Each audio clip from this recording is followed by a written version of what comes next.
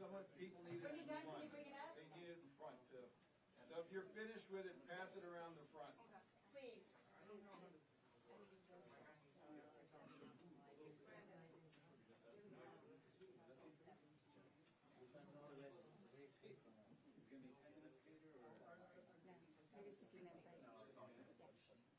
I'll try to get you the 2-minute warning. 2 minutes. 2 minutes. Not late.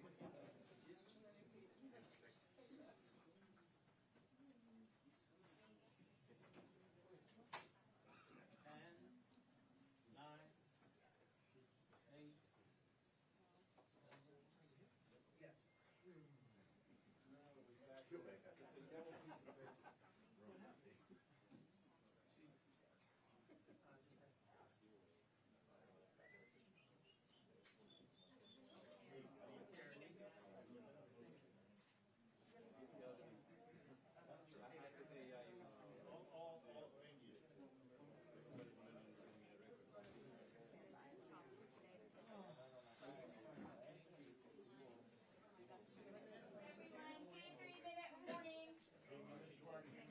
Oh, man.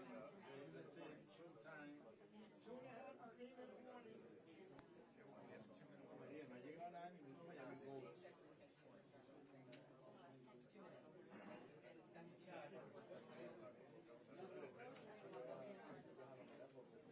Who has the transfer paper?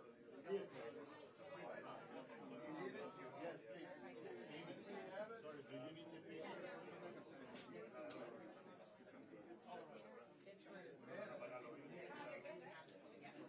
Hey Terry, make an announcement. We need that we transfer paper. Somebody grab it.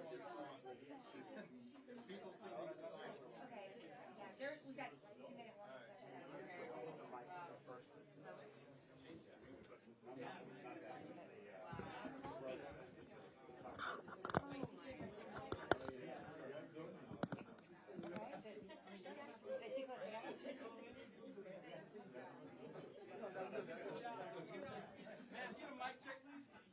We're doing mic check again. 1, 2, 3, 4, 5.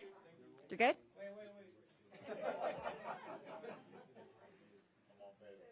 Come on, Pedro, come on. 1, 2, 3, 4, 5. Everybody's good? And can we get that sheet for the WeTransfer set up to the front, please? Okay.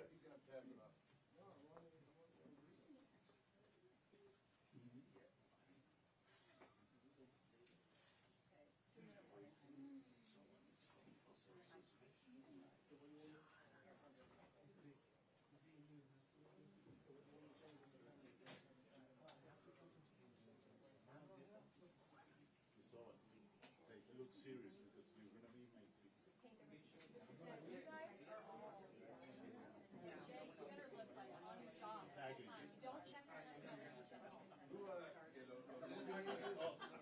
Pass it around. Thank you. Thank you.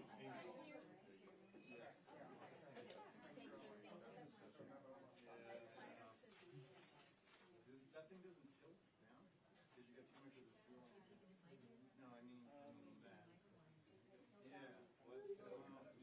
The ceiling looks better too. The ceiling's worse. Now we get a little more head. Or unless you can, you know what? Tilt it down, and then you zoom in. Yeah. It's because it looks bad to see the ceiling.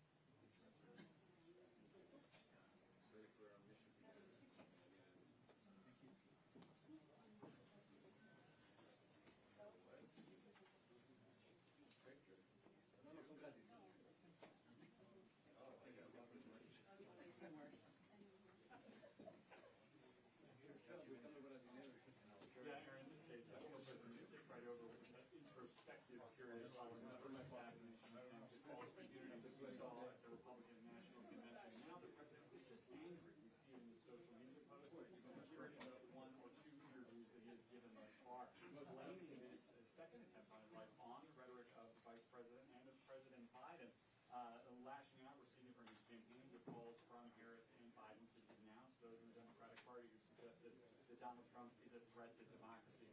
No calls for unity here, no kind of broader message of turning things down across the country. It's anger and focus on the top of the Democratic ticket from Donald Trump.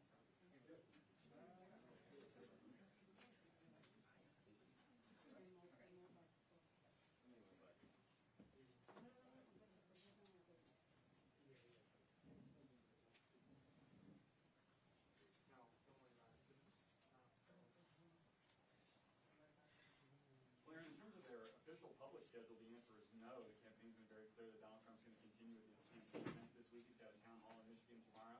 He's an event tonight at Mar-a-Lago that has nothing to do with the campaign. He's launching a new crypto program just for his own personal brand. All of that is the show must go on. But what changes might be being made to the security posture around some of these events, or how things like the rest of the former president's schedule, like a golf outing, which is typically treated as what we call an OTR movement, a lot less of the visible security preparation, the security screenings, a smaller package of Secret Service federal officials traveling around him. If those changes are being made, we don't know about them yet, and we may not ever be told about them. The Secret Service may simply decide to make those changes unilaterally and quietly.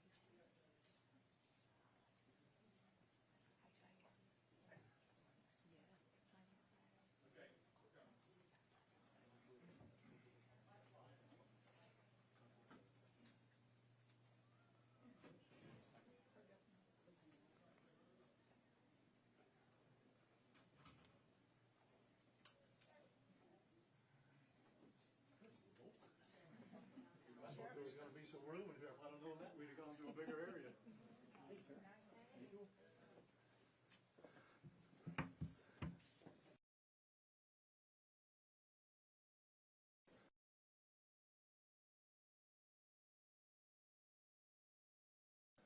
Been with me at a press conference. We, meaning the gentlemen that are up here, which is the U.S. Attorney, FBI, Secret Service, we're going to give you everything that we have. We're going to give you the latest updates. They're going to tell you what's going on with the investigation, everything. And then we're going to do a limited amount of questions. So make them good, all right? Don't get into what if and all this. Get legitimate questions. We got it? Okay, everybody ready? Okay. We're here today to give an update on the investigation in regards to the incident at Trump International. With me is the U.S. Attorney, the FBI, and the Secret Service. Just to give you a little information, as you well know, the road down there on Summit is still blocked off. It will be blocked off probably for the remainder of today and probably a good portion of tomorrow until some of the investigative things need to be done and finished. But we're accommodating people in and out, getting them to the library, getting them to the post office, so the public is not going to be that far inconvenienced. The security level at Mar-a-Lago is the highest it can possibly be now. The road closures are back in place and will remain there. The checkpoints are in place. And my commitment to the Secret Service is to give them every possible resource from PBSO. Once they determine the level of security that they need, they will get all the resources possible. So having said that, I'll let you talk to the U.S. Attorney. Thank you, Sheriff.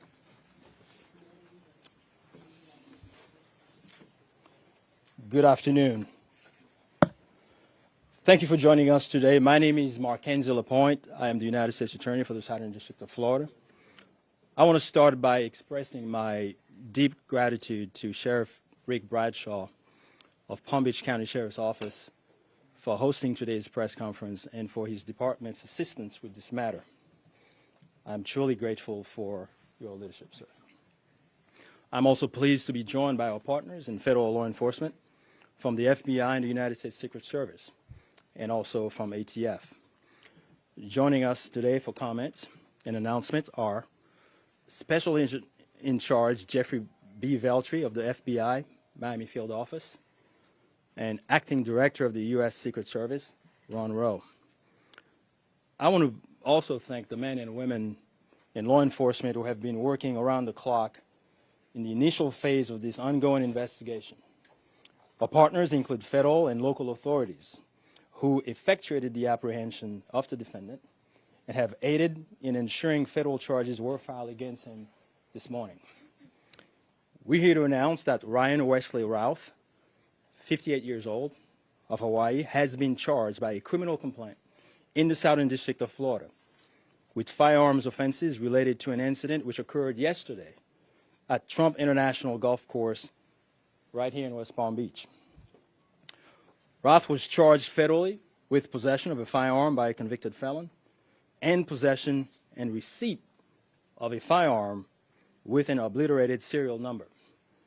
He had his initial appearance today before Magistrate Judge Ryan McCabe in the federal courthouse in West Palm Beach. According to the allegations in the complaint, a U.S. Secret Service agent walking the golf course perimeter saw what appeared to be a rifle poking out of the tree line. After the agent fired a service weapon in the direction of the rifle, a witness saw a man later identified as Ralph fleeing the area in the tree line. Routh was later apprehended by officers from the Martin County Sheriff's Office in coordination with the Palm Beach County Sheriff's Office. The complaint alleges that in the area of the tree line from which Routh fled, agents found a digital camera, a backpack, a loaded SKS-style rifle with a scope, and a black plastic bag containing food. The serial number on the rifle was obliterated. According to the complaint, Routh was convicted of felonies in North Carolina in December 2002 and March 2010, and therefore was prohibited from possessing a firearm. The FBI is leading this investigation, this ongoing investigation. As the Attorney General stated earlier today, the FBI is continuing its investigation of this incident as an assassination attempt upon the former president. The investigation remains at its early stages. The entire Justice Department, including the FBI, the United States Attorney's Office for the Southern District of Florida, and the National Security Division are coordinating closely with our law enforcement partners to fully investigate and prosecute this matter. The charges we're announcing reflect the strong collaboration of the agencies represented here. The U.S. Attorney's Office, the Department of Justice, would be unable to carry forth our mission without the invaluable assistance of our federal, state, and local law enforcement partners. I would like to thank the Bureau of Alcohol, Tobacco, Firearms, and Explosives, and we have Chris Robinson here, Special Agent in Charge, and your Secret Service for the invaluable assistance they are providing, they have been providing. I would also like to recognize the Palm Beach County and Martin County Sheriff's offices for apprehending the defendant. Again, without the local authorities to assist in those things, it would be literally impossible to accomplish the things we're able to accomplish on the federal side. I want to personally express my gratitude to the attorneys with the U.S. Attorney's Office for the Southern District of Florida and the Counterterrorism Section of the Justice Department's National Security Division for their nonstop work over the last 24 to 30 hours. Together, we will continue to work tirelessly to ensure accountability and the pursuit of justice. At this time, I will invite FBI Special Agent in Charge Jeff Veltri to the podium. After Special Agent in Charge Veltri completes his remark, Acting Director of the U.S. Secret Service, Ron Rowe, will provide remarks before we open the floor for a few questions. On our end, given that this is a pending matter before the court and the investigation is ongoing, all comments will be limited. Thank you very much. Jeff.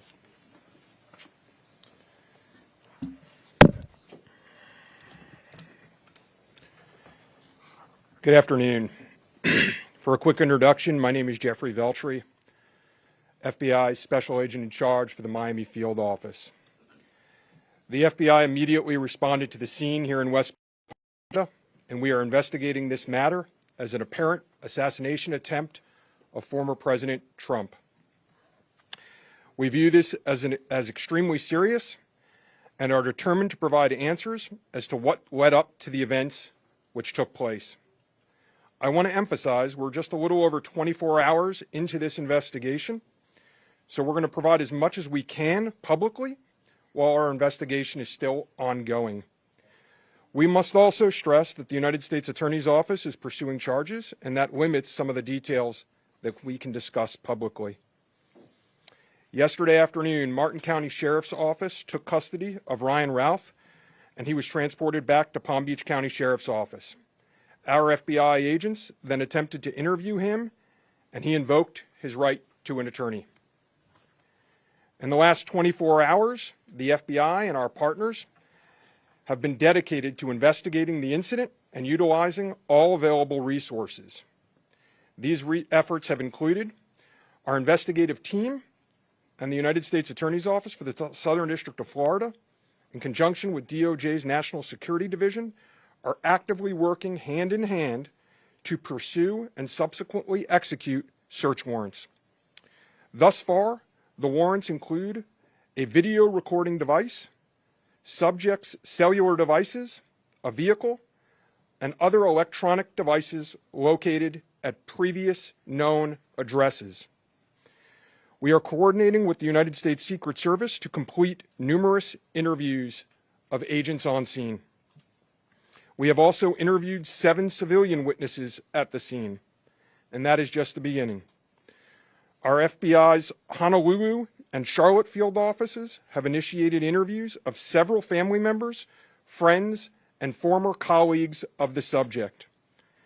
FBI has deployed several specialty teams and assets from FBI headquarters and our lab division in Quantico to include evidence and critical incident response personnel. The evidence response team is collecting and processing multiple evidentiary items. These range from the rifle, which is an SKS model with a scope and obliterated serial numbers, to 2 bags, the subject's electronics, and what appears to be ceramic tiles. DNA has also been collected from those items, which are being sent to Quantico for testing. We will also process the subject's vehicle for evidence. The Cellular Analysis Survey Team, what we refer to as CAST, conducted thorough analysis of the subject's cellular device locations. The CAST analysis aligns with witnesses' account of the subject's presence at the scene both before and around the time of the incident on September 15th. More specifically, we're continuing to conduct analysis and will be compiling the subject's movements in the days and months leading up to September 15th. Cellular data shows that the subject was in the vicinity of the golf course roughly 12 hours before the engagement with the United States Secret Service. Our investigative teams conducted a neighborhood canvass in an effort to collect and obtain relevant video footage. The subject had an active online presence, and we are going through what he posted and any searches he conducted online. In addition, we're going through media reports and public statements he made that he wanted to recruit Afghan soldiers and others to fight for Ukraine. The FBI has sent multiple requests to companies for returns on the subject's phone and social media accounts.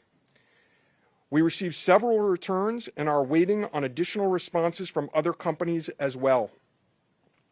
Our investigative team is completing analysis of the returns and actioning leads as needed, and we anticipate continuing until the FBI knows the full totality of the subject's social media presence. By way of his background, in 2002, as the United States Attorney mentioned, the subject was charged and convicted in North Carolina for possession of a weapon of mass destruction. Law enforcement checks also revealed that from 1997 to 2010, the subject had numerous felony charges for stolen goods.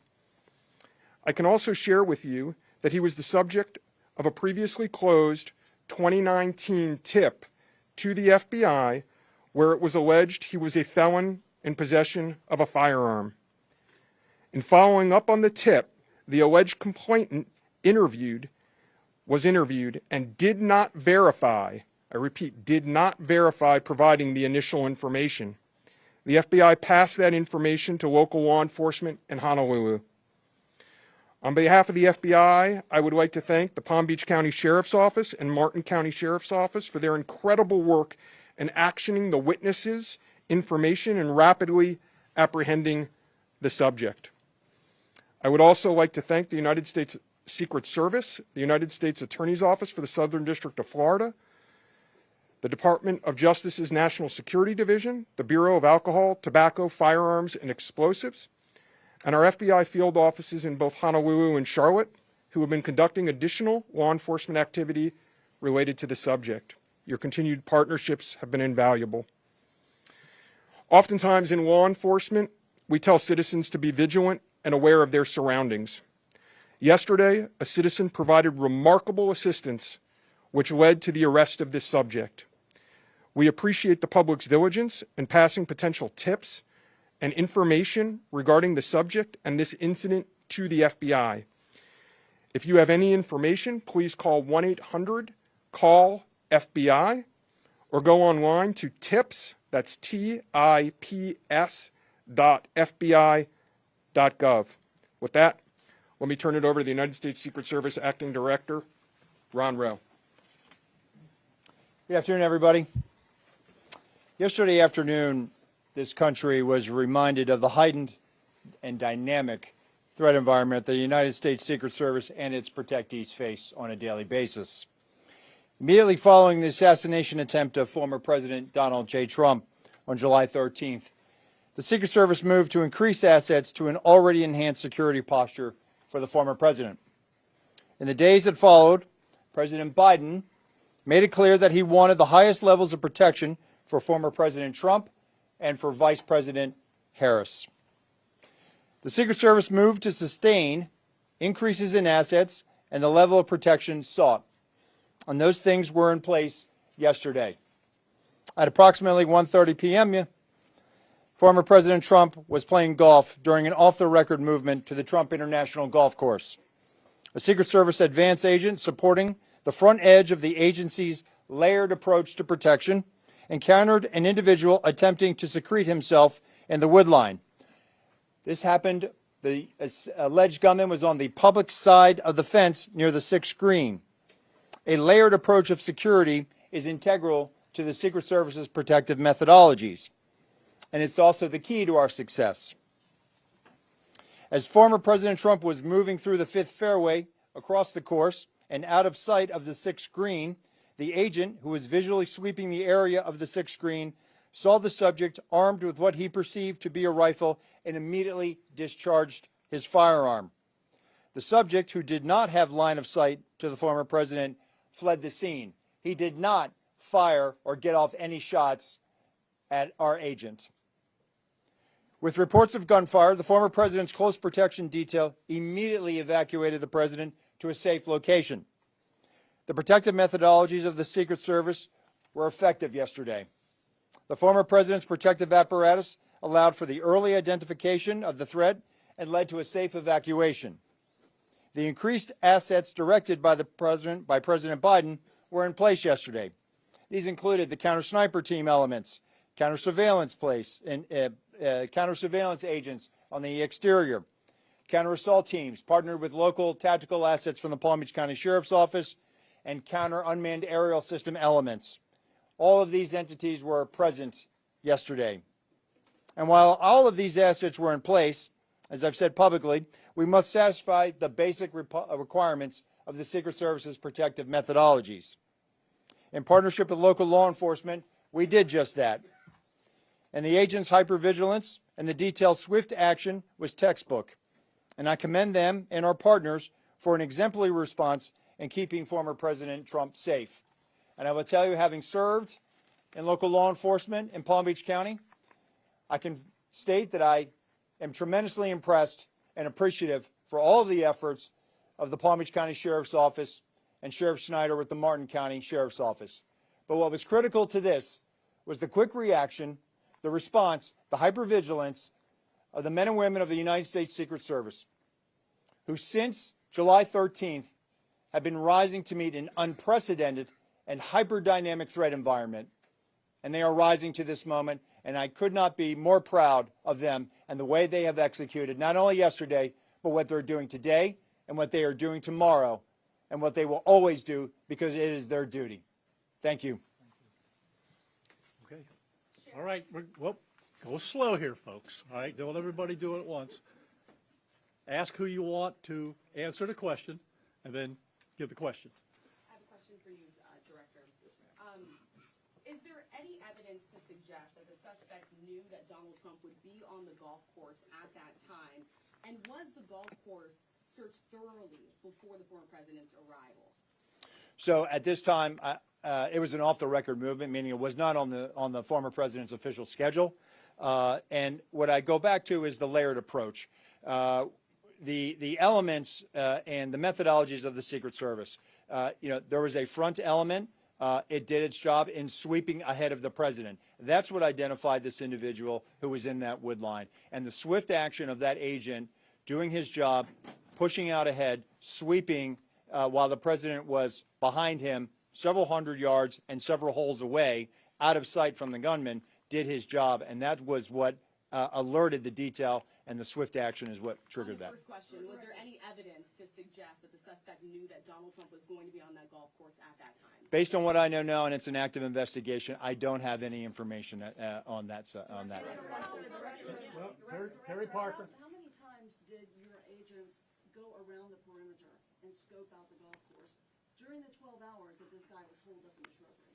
So this was an off-the-record movement. It wasn't a site that was on his scheduled. It wasn't part of his schedule. So there was no posting up of it because he wasn't supposed to have gone there in the first place. Garrett Haig. Have you briefed former President Trump on your findings so far, and has his campaign asked for any changes in his security going forward after yesterday? So, sorry. So I've had a conversation with the former president. We've explained and we've worked with the campaign. The president is aware that he has highest levels of protection that the Secret Service is providing him. We constantly evaluate based on threat. And yesterday what we show is that our agents and our protective methodologies, and there's a lot of tactical assets in place, things that have been put in place as a result of what happened 60 days ago, those elements are working, and that demonstrates the redundancies that we have. And so we constantly evaluate. We'll of course, look at this and see what lessons learned from it. But as of right now, we are constantly evaluating that threat. And if we need to ratchet up additionally, we will. Yes, sir. Do we know when Ralph arrived in Florida in general, when he arrived in Palm Beach, the area? That's a question probably for the FBI. If he's been at the golf course prior to this scoping it out. We're in the process of collecting a lot of evidence, and that will be part of that investigation to determine his whereabouts. going back quite some time. Do you have any detail on where he might have gotten the gun? That's part of the investigation as well. Again, that's going to be a little bit challenged until we're able to determine the serial number on that gun. So we're hopeful to be able to do that. We're still looking into that. The sheriff mentioned about the highest level of protection, that they would lock down the golf course. Was that a miscommunication then, being that President Biden ordered the highest level of protection? Do you want to take this, Sheriff? No, go ahead. Okay. So here's the deal. When it comes to Secret Service protection, we provide the highest level. So, for example, yesterday, counter-assault team elements. I'm not going to go into the number of personnel that we have out there, but we have the highest levels from Secret Service. When we work with the Palm Beach County Sheriff's Office, like, for example, yesterday, during that emergency action response, we had their local tactical team assets partner with our local tactical team assets. We had their helicopter up in the air, providing us 360 and situational awareness of the overhead for any, if there were any potential threats coming at us. So what we did yesterday was exercise our emergency plan based on the number of tactical assets and the highest level of protection that we are providing. The sheriff and I have talked. Now, clearly, when you go down Southern Boulevard right now and you try to get over to Palm Beach and you see the robust presence that's existing outside of Mar-a-Lago, the heavy uniform presence, the additional assets of the Secret Service. And for those of you that were here in 2017, when the president was in office, when you look at that footprint now and you look at it today, there's not much difference there. There is heavy uniform presence out there. And again, what I go back to is yesterday was an off-the-record movement, off the record. And the president wasn't even really supposed to go there. It was not on his official schedule. And so we put together a security plan, and that security plan worked. I know that the Secret Service has asked for additional resources. Being in the vicinity, Special Agent Daughtry, in terms of him being in the vicinity, based on his phone records, is there any evidence to show that Ralph was in the vicinity in the area before Sunday? And when you say in the vicinity, does that mean right there at that spot in those bushes, or could it have been, down the street at a restaurant? It was in very close proximity to where he was spotted by the Secret Service. In terms of your first question, whether he was there earlier, our investigation is still looking to determine that. All right, whoa. We're going to do two more. You get one. Thank you. All right? Only two more. You get one. Okay. We understand that the Secret Service has asked Congress for additional resources since the Butler rally. Have you received those resources yet? So thank you for that question. So we are working. Look, the Secret Service operates under a paradox of zero-fail mission, but also that we have done more with less for decades. And this goes back many decades, right? What I can tell you is that we have immediate needs right now, and we have great support, not only from President Biden, and you saw his public statement today, where he said that, he's going to direct his staff to make sure that the Secret Service has the resources it needs. We're having fantastic conversations with members of Congress. I've been up to the Hill last week. We are continuing to have those conversations, but the long and short of it is this. Coming out of Butler, I have ordered a paradigm shift. The Secret Service's protective methodologies work, and they are sound, and we saw that yesterday. But the way we are positioned right now in this dynamic threat environment, it has given me guidance to say, you know what, we need to look at what our protective methodology is. We need to get out of a reactive model and get to a readiness model. There could be another geopolitical event that could put the United States into a kinetic conflict or some other issue that may result in additional responsibilities and protectees of the United States Secret Service. And so we are working, we are making information available to all of our partners. And I just want to say that the commitment of Congress to the Secret Service throughout the years has been tremendous. And we will continue to work with them and Secretary Mayorkas, whose support in making sure that we're getting what we need has been phenomenal. He is one of our biggest champions and our advocate. And so we're having these conversations, and I feel confident that we will get what we need. We have immediate needs. We have future needs, too. I need to make sure that our counter snipers are the best trained counter snipers in the world, that they are exactly doing what we need them to do, and that they match counterparts in the military and Tier 1 forces. And right now, we are working with Congress to make sure that we get those for our training facility. We also have a necessary need to make sure that we're getting the personnel that we have. And that requires us to be able to have the funding to be able to hire more people. You can't just give me money and say, hey, we're going to make sure that everybody gets overtime. Because the men and women of the Secret Service right now, we are redlining them. And they are rising to this moment, and they are meeting the challenges right now.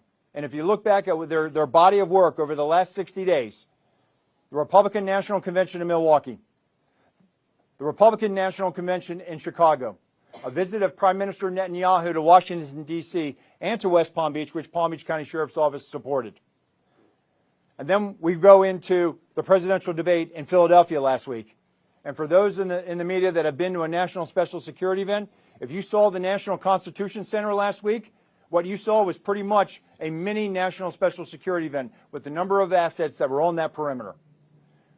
And so our folks are rising to this moment, but it requires all of us to be able to have good conversations and make sure that we're getting the Secret Service where it needs to be. And I'm confident that we will achieve that because we don't have an alternative. Success, we have to have it every day. We cannot have failures. And in order to do that, we're going to have some hard conversations with Congress, and we're going to achieve that. Last question, one more. The special agent in charge of the FBI, Yes, sir. did he act alone? Did he have some kind of help? At this point, we're still exploring that, investigating that. Our investigation will determine that.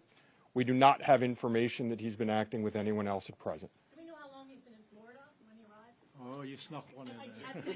At this point, Our investigation is still determining that. Thank you. All right. Anyhow, nope, that's it. We're not gonna do any more. All right, you got a lot of information there. The last thing I will tell you is, like the director of the Secret Service says, you know, the president called me last night, President Trump. He thanked me for everything that we did along with the Secret Service. He knows we work great together, and he feels safe. That's important because he is.